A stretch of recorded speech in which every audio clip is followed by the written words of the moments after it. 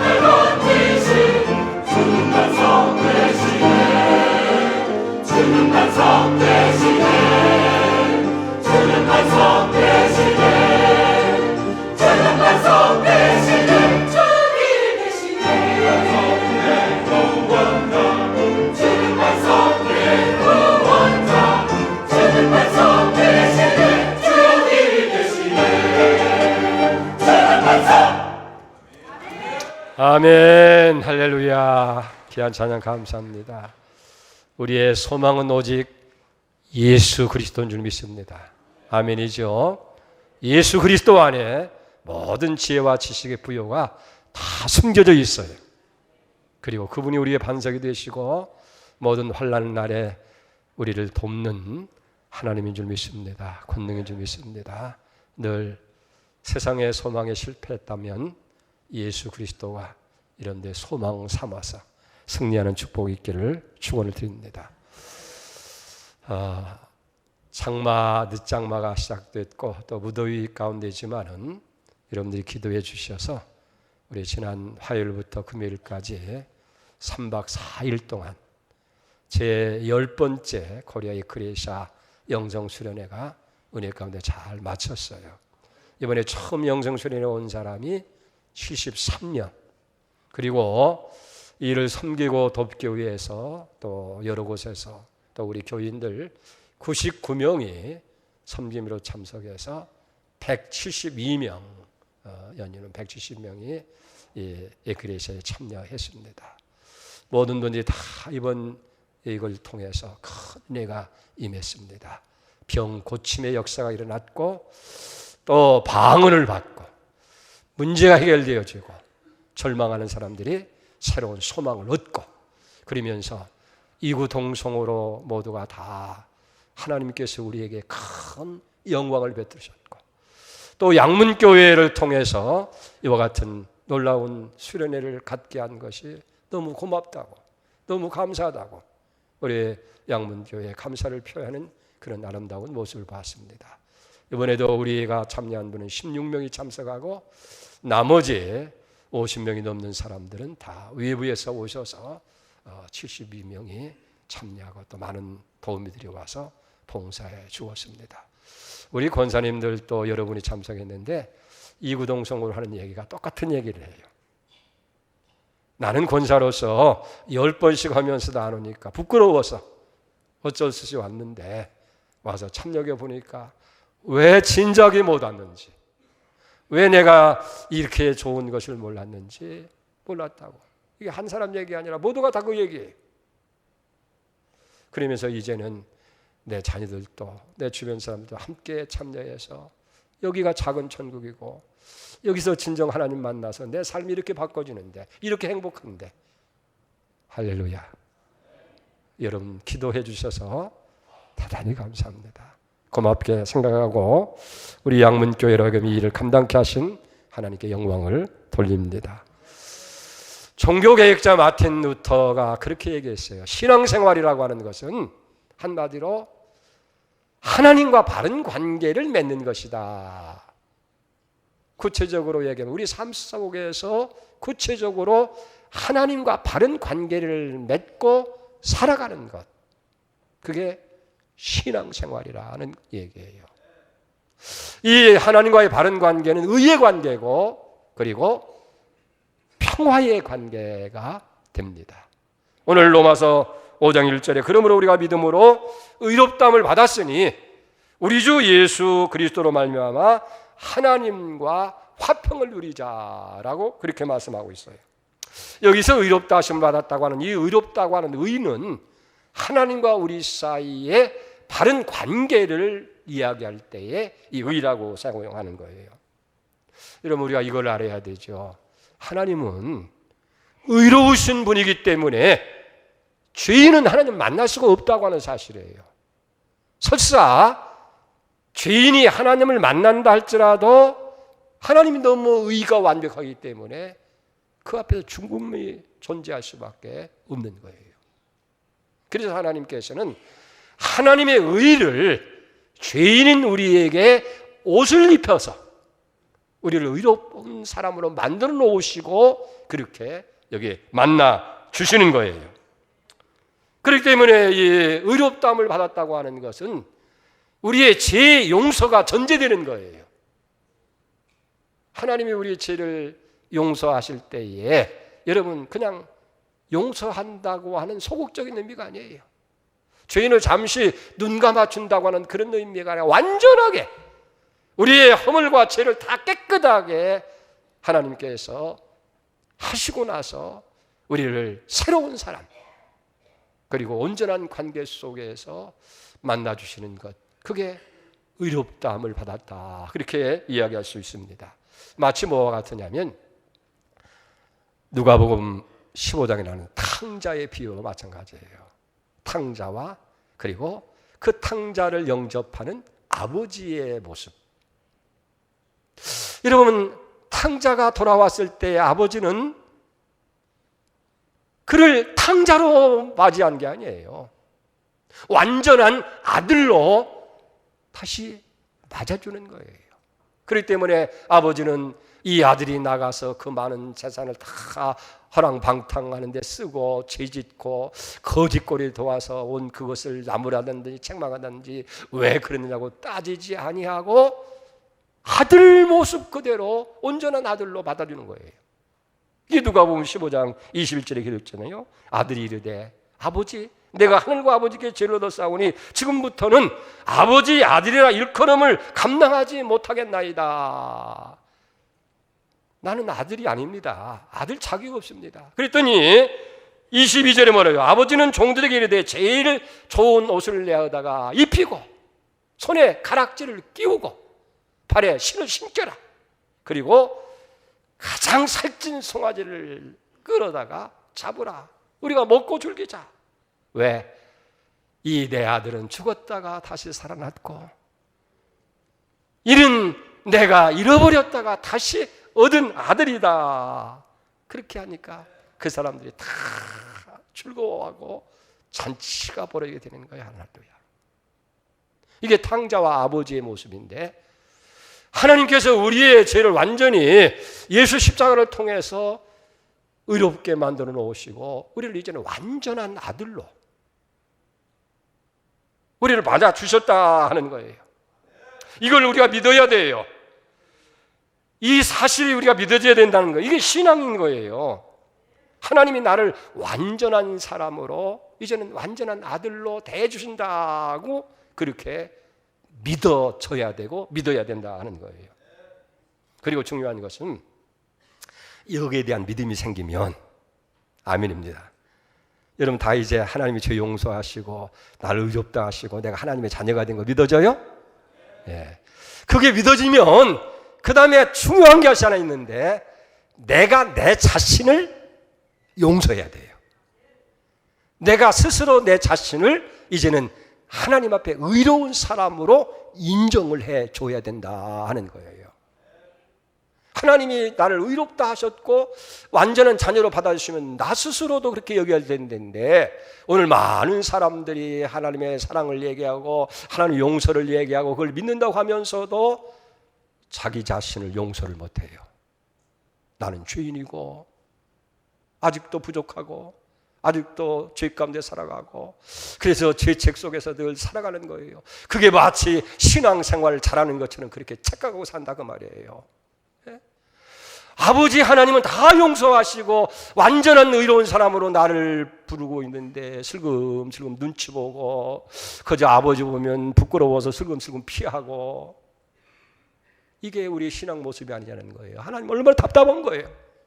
야, 이 녀석아 내가 다 용서하고 내가 너를 의롭게 하고 내가 의의 옷을 입혀서 너를 완전한 내 자녀로 삼았는데 왜 그렇게 너는 자신감을 못 갖고 그렇게 죄인처럼 그렇게 슬금슬금 애비 눈치를 보면서 이 녀석아 내가 어떻게 해줘야 내가 그걸 인정하겠느냐. 누구요? 그게? 나 자신이라는 거예요. 여러분 우리 스스로가 이제는 나는 하나님께서 그렇게 인정하셨으니까 의로운 사람이 된 거예요. 그리고 완전한 하나님의 자녀가 된 거예요. 그걸 전제로 하는 거예요. 이게 지금 오늘 말씀의 시작이 우리가 믿음으로 의롭다함을 받았으니 이는 어떻게 해요? 예수 그리스도로 말미암아서 하나님과 화평을 누리자 그런 거예요. 의롭다함을 받았으니까 이제는 하나님과 더불어서 화평을 누리는 사람이 되어야 된다 하는 것이 오늘 본문의 시작입니다. 요즘 이 화평이라는 말은 히브리 말로는 샬롬이라고 하는 말이고 이 샬롬이라고 하는 말은 히브리 사람들에게서 아주 중요한 단어입니다. 일상생활이 샬롬이에요. 그래서 아침에 점심에 저녁에 만날 때 인사할 때마다 샬롬 그럽니다. 복을 빌려줄 때도 샬롬 그럽니다. 그리고 그 복의 내용도 하나님의 평화가 하나님의 샬롬이 당신과 함께 있기를 빕니다. 그런 거예요. 이 샬롬이 이렇게 중요한 거예요. 재미있는 일화가 있어요. 이 이스라엘 사람들과 그 아랍 사람들이 서로 비슷하게 생겼대요. 잘 구분이 안 된다는 거예요. 그래서 오늘 아침에 이스라엘 사람들이 길을 가다가 아랍 사람을 만났어요. 근데 이스라엘 사람인 줄 알고 샬롬 인사를 했거든요. 그랬더니 그 사람이 샬롬하고 인사를 해야 되는데 슬픔을 보고 실컷 보더니 그냥 가는 거예요. 그거 가만히 보니까 그게 이스라엘 사람들이 아니고 원수지간으로 살아가는 아랍 사람이라는 거예요.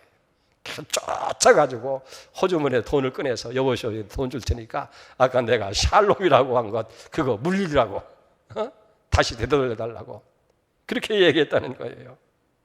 여러분 이스라엘 백성들에게 샬롬이라는 건 굉장히 중요한 거예요.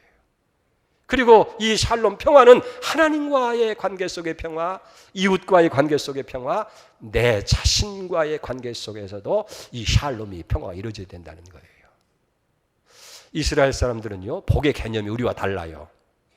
우리는 보통 복을 얻으면 뭐예요? 건강하게 살고 또 물질도 많이 얻고 그래서 행복해지는 것, 그걸 우리는 복이라고, 되게 육체적인 것, 현실적인 것을 복이라고 하는데 이스라엘 사람들은 그걸 복이라고 하지 아니하고 샬롬을 복이라는 거예요. 그래서 잠언 17장 1절에 보면 마른 떡 한 조각 있고도 화목하는 것이 제육이 집에 가득하고도 다투는 것보다 나으니라. 그렇게 해요. 그러니까 유대인들에게 있어서 참 복이라고 하는 것은 평화, 이 화평에 있는 거예요. 샬롬에 있다는 거예요. 이유가 있습니다. 여러분들이 이스라엘 지도를 잘 알죠. 지중해 제일 끄트머리에 유럽과 아시아와 아프리카가 연결되어지는 그 틈바구니 있어요. 그러니까 늘 전쟁이 끊어지지 않는 거예요. 열심히 모아서 재산을 모아놓는가 하고 이제는 행복하다 했는데 갑자기 애굽 사람들이 쳐 올라와 전쟁이 일어나면 모든 것 다 쑥대밭이 되고 다 잃어버리고 마는 거예요. 그러니까 참된 복은 평화에 있구나. 그래서 저들은 언제나 샬롬을 외치게 되는 거예요. 근데 오늘 여기 본문의 1절에 보니까 이제 우리가 믿음으로 말미암아서 의롭다 하심을 받았는데 그 의롭다함을 받은 사람들은 어떻게 해야 되느냐? 평화를 누리자 그 말이에요. 누리라는 말은 즐기자는 얘기예요. 그러니까 이 화평 그대로 갖고 있지 말고 이제는 즐겨라는 거예요. 물질도 가지고 있다고 해서 내 것이 아니에요. 내가 그걸 잘 활용하고 쓸 때 그 물질을 내 삶에서 즐길 때에 그게 내 것이 되는 거예요. 아무리 비싸고 좋은 집을 사놓고 평생을 남한테 세를 주고 빌려줬다고 하면 그게 내 집이겠어요? 하룻밤이라도 그 집에서 내가 내 집이다 그렇게 생각하면서 편하게 쉬고 그리고 즐겨야 그게 내 집이지, 등기부상 법적으로는 내 집은 실질적으로 나와 관계없는 것이 될 수밖에 더 있겠느냐는 얘기예요. 그렇기 때문에 하나님과 우리가 화평을 맺었으면 이제는 어떻게 돼요? 하나님과 함께 그 평화를, 그 샬롬을 즐겨야 된다는 거예요. 이게 하나님 앞에서 의롭다함을 받은 사람의 모습이에요. 이게 성도들의 삶이라는 거예요. 이게 성도의 삶은 언제나 하나님 주시는 이 평화, 이 화평을 기뻐하고 즐거워하고 감사하고 누리고 즐기는 삶을 살아야 되어진다는 것. 오늘 이것이 바울이 우리에게 간곡히 부탁하는 말씀인 줄 믿습니다. 여러분 이제는 즐기는 역사가 있기를 축복합니다. 근데 우리가 이 화평을 즐기기 위해서는 먼저 이 화평이 어떻게 우리에게 이루어졌느냐 하는 거예요. 여기 믿음으로 값없이 주셨다고 하니까 그냥 하늘에서 뚝 떨어져 가지고 어느 날 우리에게 그냥 공짜로 주어졌다고 하는 것이 아니고요.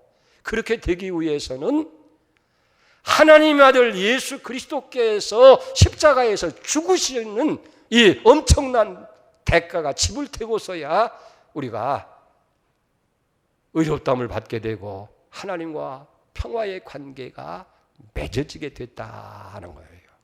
이게 얼마나 귀한 거예요. 성경이 분명히 그걸 얘기했잖아요. 이사야 53장 5절에 보면 그가 찔림은 우리의 허물 때문이고 그가 상함은 우리의 죄악 때문이라. 그가 징계를 받음으로 평화를 누리고 그가 채찍을 맞음으로 우리는 나음을 입었다고 얘기했잖아요. 오늘 5장 8절에도 우리가 아직 죄인 되었을 때에 그리스도께서 우리를 위하여 죽으심으로 하나님께서 우리에 대한 자기의 사랑을 확증했다. 그러니까 과거에 우리는 어떤 사람들이요, 허물과 죄로 죽었던 사람이고 도저히 하나님의 쓸 수 없는 저주의 자식이고 마귀의 새끼고 영원히 형벌을 받아 지옥 갈 수밖에 없는 그런 사람들인데, 하나님께서 우리를 불쌍히 여기시고 그 아들 예수님을 세상에 보내셔서 우리가 감당해야 할 죄값을 십자가에서 다 감당해 주셔서 우리 죄 문제를 다 해결해 주신 거예요. 그래 놓고 우리가 그걸 믿을 때에 의로운 사람으로 옷 입혀서 이제는 하나님과 화목의 관계를 맺어 주었으니 이게 얼마나 감사하고 귀한 일이냐는 거예요. 여러분 305장 찬송을 잘 알잖아요. 나 같은 죄인 살리신 주 은혜에 놀라와 잃었던 생명 얻었고 찾았다고 얘기잖아요. 이 존 버년이라는 사람이 아주 못된 사람이었어요. 아프리카 가서 잘 살고 있는 흑인들을 잡아다가 우협해서 끌어다가 노예로 팔아서 치부하던 그런 사람인데, 그런 죄인이 예수 만나고 죄 용서받고 나니까 하나님 은혜가 너무 감사한 거예요. 오, 놀라우신 하나님의 사랑, 나 같은 죄인 살리신 하나님의 그 사랑이 너무 감사해서 이제는 감사로 하나님의 영광을 누리는 삶을 살잖아요. 이제껏 내가 산 것이 다 하나님의 은혜고 앞으로 하늘나라 가서 영원히 하나님과 살겠습니다. 그런 고백을 드리는 거 아닙니까? 여러분, 하나님과 바른 관계를 갖는 이것, 여러분이 가장 큰 행복인 줄 알고 여러분들이 그걸 즐겨야 된다 그 말이에요. 하나님이 우리에게 주시는 은혜가 크죠. 얼마나 많아요. 건강도 주셨죠. 예수 믿게 하셨죠. 또 자녀들도 잘 되게 하고 어려운 가운데도 문제도 해결하고 때로는 질병도 고쳐주고, 하나님 은혜가 아닌 게 없지요.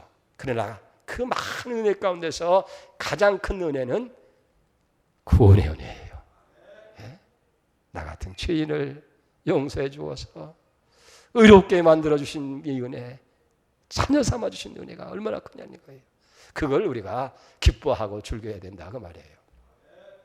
두 번째, 하나님과 즐겨야 되는 건 뭐냐면 하나님의 영광을 바라보면서 즐기라는 거예요. 2절을 보세요.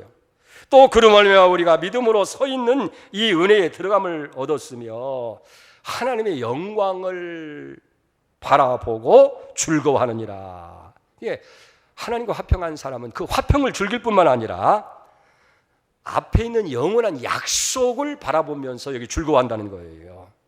그러니까 참 기쁨은 뭐냐면 미래지향적인 거예요. 다시 얘기합니다. 내가 오늘 아무리 좋은 음식을 먹는다고 할지라도 내일의 보장이 없으면 이 음식의 의미가 없어요. 보세요. 내일을 지향하는 축복이 없다고 한다면 오늘의 축복이 무슨 의미가 있겠어요? 사형수에게 아무리 산의 진미의 음식을 가져다 준다 할지라도 내일은 내가 죽는데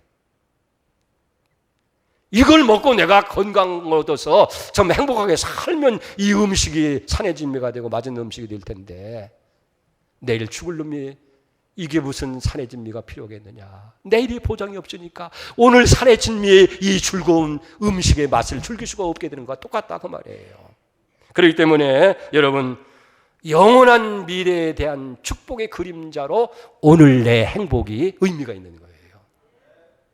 그렇기 때문에 오늘 내 평화는 미래적인 지향적인 미래를 바라보면서 그걸 바라보고 오늘의 행복을 우리가 누리는 거예요. 여러분 보세요. 화평한 사람은요, 하나님과 화평한 사람은요, 이 땅에서 그 화평을 즐거워할 뿐만 아니라 하나님께서 우리 앞에 만들어 놓으신 미래적인 그런 행복을 바라보면서 즐거워하게 되는 거예요.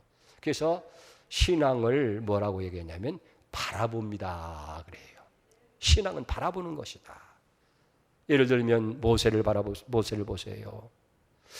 히브리서 11장 25절에 보면 그가 바로의 아들이라 칭함을 거절하고 도리어 하나님의 백성과 함께 고난 받기를 잠시 제약의 낙을 누리는 것보다 더 좋아하고, 그리고 그리스도를 위해서 받는 수모를 애굽의 모든 보화보다 더 큰 재물로 여겼으니 이는 어떻게 함이라?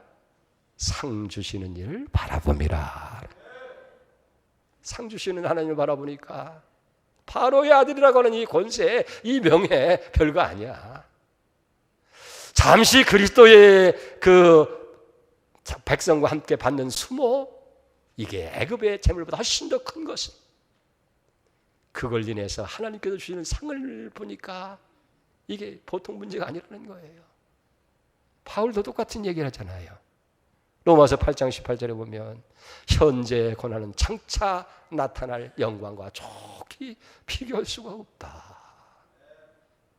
여러분의 수고, 여러분의 헌신, 여러분의 충성, 힘들고 어려운 일이지만은 하나님께서 예비하신 그 상이 기다리고 있는 것을 생각할 때에 바울은 내가 선한 싸움을 싸웠고 믿음을 지켰고 달려갈 길을 마쳤는데 이제 의로우신 재판장이신 하나님이 나를 위해서 멸류관을 예비했구나. 그걸 바라보니까 복음을 위해서 살아가서 고통을 받는 게 문제가 되는 게 아니에요. 그러니까 뭘 보고 우리가 즐거워하는 거예요? 바라보고 상 주시는 이는 일을 바라보고 미래에 받을 축복을 바라보고 오늘 현실은 고통스럽고 오늘 현실은 어렵고 힘들고 어렵다 할지라도 그걸 바라볼 때 우리는 기뻐하고 즐거워할 수 있다는 거예요. 할렐루야. 이 기쁨이 여러분들의 것이 되시기를 축복합니다. 그 다음에 세 번째는 환난 중에도 즐거워한다는 거예요. 3절을 봅니다. 다만 이뿐만 아니라 우리가 환난 중에도 즐거워하니 이는 환난은 인내를, 인내는 연단을, 연단은 소망을 이루는 줄 알미라. 이렇게요, 화평을 즐거워하고 미래를 바라보면서 즐거워하는 사람은 환난 가운데서 즐거워한다고 말이에요. 여러분, 환난이 어떻게 환난을 즐거워할 수 있어요? 이번에도 보니까요, 오신 분이 한 분이 나중에 그런 간증을 해요. 환난이 지긋지긋하는 거예요. 지금까지 당한 환난도 견딜 수가 없는데 정월 초하루 날 말씀 카드를 받아보니까 이 로마서 5장 3절 말씀이요. 환난은 인내를, 인내는 연단을, 연단은 소망을 이루는 줄 압니다. 할 때 집어 던지고 하나님 나 소망 필요 없습니다. 제발 오늘 이 환난 좀 명쾌해달라고 말이에요. 환난을 좋아하고 즐거울 사람이 어디 있겠어요? 예? 근데 여기 중요한 단어가 4절 마지막에 나오잖아요. 안다 하는 얘기예요. 환난은 인내를, 인내는 연단을, 연단은 소망을 이루는 줄 알미라. 알기 때문에 하나님과 화평을 즐기는 사람은 안다 그 말이에요. 환난을 속에서도 하나님의 뜻을 깨닫게 하신다는 거예요. 반대로 하나님과 화평 관계가 없는 사람들은 모르기 때문에 환난 속에 고통 속에 괴로워하지만 이게 아는 거예요. 쉽게 얘기하면 스포츠 중계를 하잖아요. 실황 중계를 할 때 이러면 어떻게 해요? 마음을 조마조마하면서 우리 팀이 이겨야 되는데 이겨라 박수하다가 1대0 아이고 그래도 곧 만회하겠지. 2대0 아이고 이제 보니까 결국 밀리기만 하고 3대0 할 때는 텔레비 팍 꺼버려. 나만 그렇지 않아요? 여러분도 그럴 거예요. 예? 지고 있는 거 못 보냐고 말이에요. 근데 나중에 보니까 그래도 결과는 보고 싶어서 이렇게 틀어보니까 3대4로 이긴 거예요. 예? 그리고 나서 나중에 녹화를 보잖아요. 다시 재방송해 주잖아요. 그럴 때는 볼 때는 어떻게 해요? 1대0으로 돼도 2대0 되고 3대8 돼도 하나 걱정이 안 돼. 왜? 조금 있으면 이제 4대0으로 우리가 이기니까. 예? 아니까 저도 잘못돼도 낙심이 안 되는 거예요. 하나님과 화평이 관계를 가진 사람은 이거 알게 되는 거예요. 여러분, 우리가 매를 맞을 때도 부모가 나를 사랑해서 매를 때린다고 한다면 그게 감사한 거예요. 아프지만은 그래도 감동이 되는 거예요. 그런데 내가 미워서 내가 싫어서 때리는 매라고 한다고 한다면 그게 얼마나 힘들고 고통스럽고 원망스러우냐 하는 거예요. 같은 매인데 사랑해서 매를 때린다고 할 때는 기쁨이 되지만은 나를 미워해서 저주해서 주어지는 것이라고 생각할 때에 그게 말할 수 없는 아픔이고 고통이 될 수밖에 없다는 거예요. 그런데 여러분 보세요. 화평을 하나님과 누리는 사람은 결과를 알아요. 그 의미가 뭡니까? 환난은 인내가 있다. 환난에는 연단이 있다. 환난에는 소망이 있다. 인내와 연단과 소망이에요. 이 인내라고 하는 말은 뭐예요? 참는 거죠. 그런데 이 단어가 헬라 말로 원어에 보면 푸시케라고 하는데 그 뜻은 뭐냐면 세상을 이기는 힘, 이게 인내라는 거예요. 그러니까 우리가 환난과 어려움을 당할 때에 어떻게 되느냐 하면 그냥 참고 끝나는 게 아니라 그 속에서 말이에요, 세상을 이기는 힘을 생산해낸다 그 말이에요. 이게 인내라는 거예요. 그게 환난 속에서 얻을 수 있다는 거예요. 그러니까 환난이 오면 올수록 우리는 어떻게 했냐면 우리 속에서는 말이에요, 그 환난을 이기려고 애쓰는 거예요. 어린아이들에게 예방주사를 맞히죠. 그러면 우리 속에 뭘 집어넣어요? 약한 병균을 집어넣는 거예요. 그러면 우리 몸속에서 말이에요, 그걸 이기려고 막 애를 쓰고 그렇게 해서 그걸 면역성이라는 거예요. 그래서 나중에 진짜 그 병이 온다 할지라도 이겨본 경험이 있으니까 싸워서 별거 아니야, 지난번에도 이겼는데 싸우자 용기 있게 싸워가지고 말이에요, 병균을 극복하고 그래서 병에 걸리지 않잖아요. 이게 인내라는 거예요. 아멘. 여러분, 하나님께서 사랑하는 자에게 그러기 때문에 채찍질을 하고 들으심을 받는 아들을 징계하는 거, 없으면 사생되고 참아들이 아니라는 거예요. 이 환난이 당시에는 즐거워 보이지 않고 슬퍼 보이지만은 그걸 통해서 우리가 단련이 되고 나면은 의와 평강의 열매를 맺게 되어지는 거예요. 인내라는 거예요. 인내가 뭐예요? 참는 게 아니에요. 이기는 힘을 만드는 거예요. 아멘. 그러니까 환난을 즐거워하는 거예요. 옳거니 환난이 왔으니까 내가 이길 수 있는 힘을 만드는구나, 열심히 만들자, 이렇게 만드는 거예요. 그다음 연단은 두드리는 거예요. 마치 새부치나 이런 것들을 불 속에 탁 넣어가지고 달궈가지고 그걸 망치로 막 두드리게 되면 더 강한 건 만들잖아요. 옛날에 시골에 보면 동네마다 대장간이 있어요. 대장간. 여러분 찾아볼래도 없대요, 그런 게. 그래서 무뎌진 낫이나 칼이나 대장간에 맡기면 풀물 속에 그걸 넣어서 빠르게 닦여놓으면 그걸 끄집어내가지고 새우에다 놓고 망치로 막 두드리는 거예요. 계속해서 또 넣고 또 두드리고 또 두드리고 그러면 아주 강한 철이 돼가지고 잘 드는 그런 낫이 되고 도구가 되어지지 않습니까? 그렇습니다. 우리의 신앙 인격도 마찬가지라는 거예요.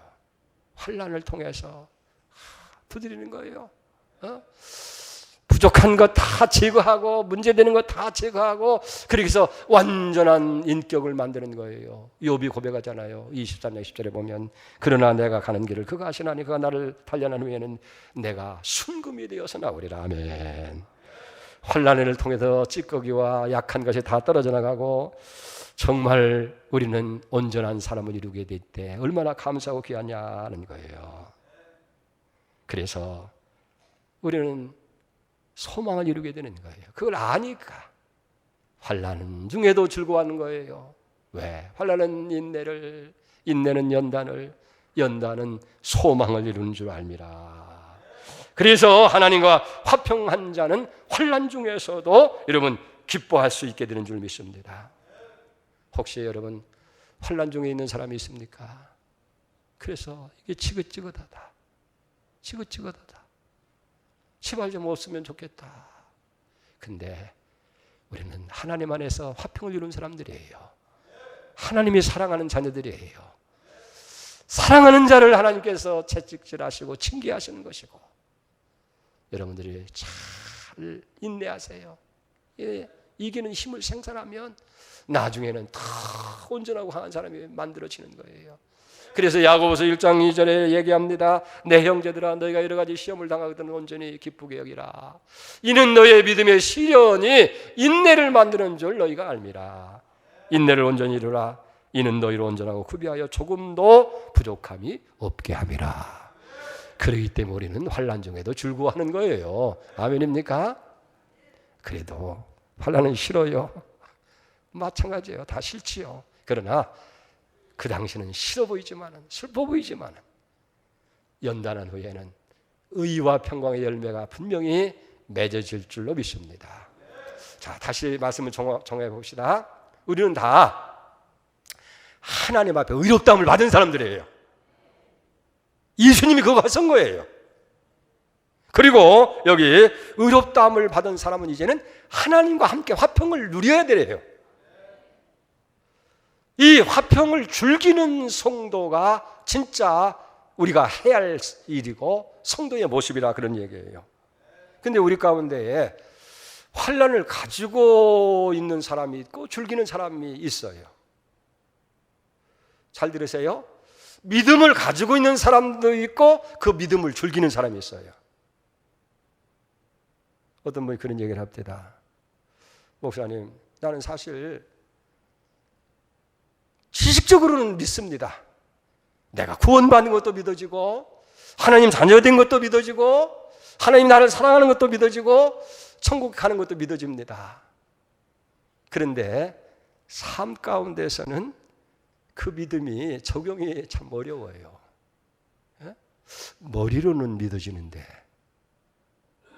실질적으로 삶 속에서는 그 믿음이 생활화가 되질 않는다는 거예요.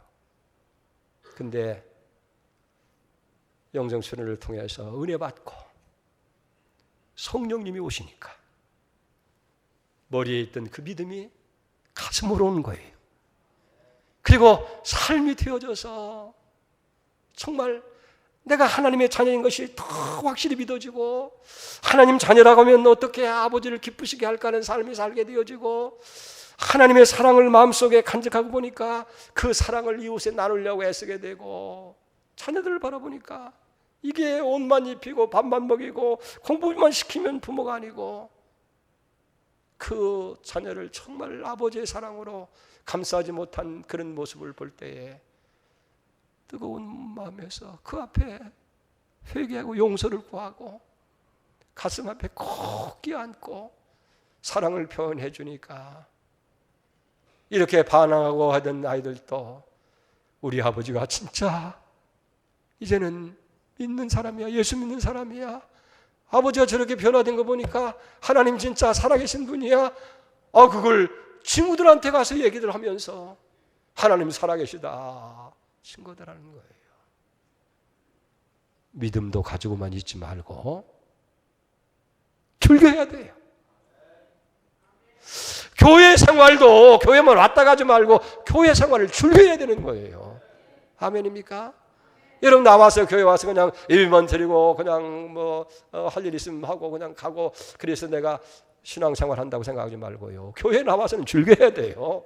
서로 만나는 즐거움이 있어야 되고 봉사하는 즐거움이 있어야 되고 하나님의 복음을 위해서 일하는 그런 충성의 기쁨이 있어야 돼요. 이번에도 에크레시아를 하는데요. 우리 문서를 맡은 분이 있어요. 다 분들을 또 조직을 하고 구역을 탭을 만들어야 되고 또 사진을 찍고 이런 거 다 하는데 이걸 3박 4일 동안 그 구석진 자리에 앉아서 아침에도 보면 낮에도 보면 오후에도 보면 계속 그 일만 하는 거예요. 그래서 나는 그 일을 볼 때에 얼마나 힘들까. 큰일 났다. 처분을 하고 나서 이거 끝나고 나서는 큰 시험이 될 거다. 에? 다른 사람은 다 가서 모여서 찬양도 하고 뭐 간증도 듣고 은혜 가운데 기도도 하고 하니까 그게 거기서 은혜가 있겠지만은 만져서 문서만 만지고 컴퓨터만 하고 있으니 얼마나. 그래서 제가 가서 집사님 힘 안 들어요 그랬더니 예 대답을 하는 거예요. 목사님 하나 힘들고 행복해요 즐거워요 그래요. 아니 이게 정말 즐거워요? 이게 정말 행복해요? 그랬더니 예 저는 행복합니다. 살만 납니다 그래요. 그게 왜냐하면 아마 대학에서 통계학을 하고 이렇게 수리를 익혔는데 그 그런 직장을 생활했을 거 아니에요. 그러다가 10여 년 전에 그걸 다 직장을 그만두고 개인 사업을 한 거예요. 그러다가 이번 에크레시아 때에 와서 그런데 전문가니까 와서 봉사하고 오셔 나오니까 컴퓨터에 앉아서 좌판을 누르는데 가슴에 감격이 확 올라오더라는 거예요. 옛날에 그걸 다루면서 통계를 맞추고 하는 그 감격과 기쁨이 그냥 가슴에 몰려오면서 얼마나 목사님 오랜만에 나는 행복했습니다. 내가 왜 힘들겠어요? 너무 행복하고 너무 기쁩니다. 이게 즐기는 거예요. 같은 일을 해도 목사님 다른 사람 하시고 왜 내가 이걸 시켜가지고 이게 와서 이게 더운데 이렇게 구석지에 앉아서 누구 하나 알아보지 않고 컴퓨터가 앞을 타는 사람이 있는지 없는지도 모르고 그런 구석지에 앉아서 이렇게 한다고 생각하면 아마 하루쯤 하고 도망가도 텐데 그 일을 즐기니까 식당에서 그 더위 속에서 말해요. 하루에 3끼씩 음식을 만들어 놓고 또 200명이 넘는 사람들을 그걸 먹고 난 것을 전부 다 설거지를 하고 땀을 얼마나 많이 흘렸는지 5kg가 빠졌대요. 5kg. 그래서 힘들었다고 화낼 줄 알았더니 그분의 고백이 그런 거예요. 오히려 식당에서 더 큰 은혜를 받았습니다. 더 큰 은혜를 받았습니다.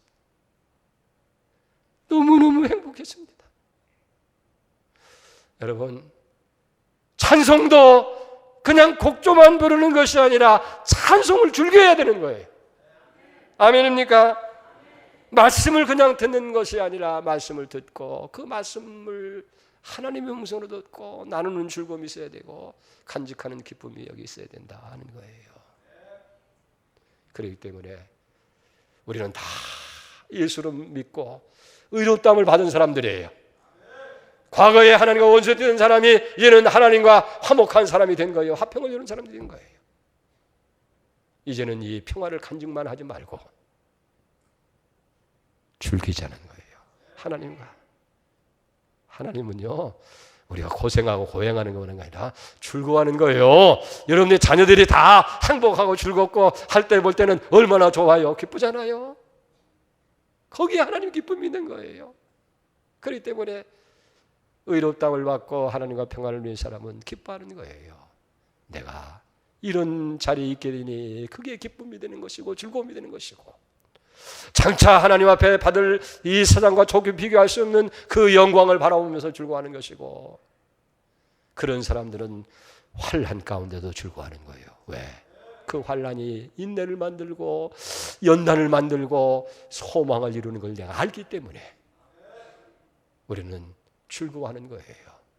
여러분 교회 생활도 즐기시기 바랍니다. 찬송을 부르면서 즐거워하시기 바랍니다. 봉사하면서 즐거워하시기 바랍니다. 이게 성도의 모습이라는 거예요.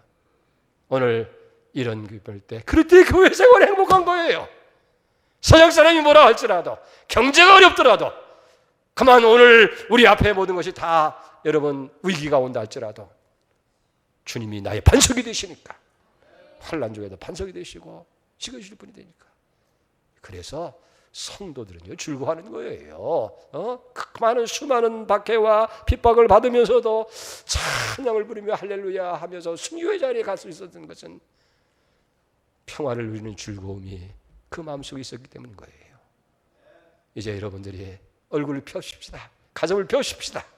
그리고 하나님을 위해서 즐거워하는 여러분 되시고 고독도 씹지 말고 고통도 여러분들이 짊어지지 말고 여러분 즐기세요. 즐겨서 하나님의 행복한 여러분 되시길 주의 이름으로 축복합니다. 하나님 감사합니다.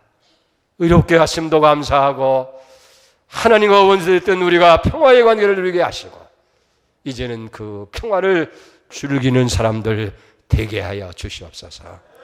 예수님의 이름으로 기도드립니다. 아멘.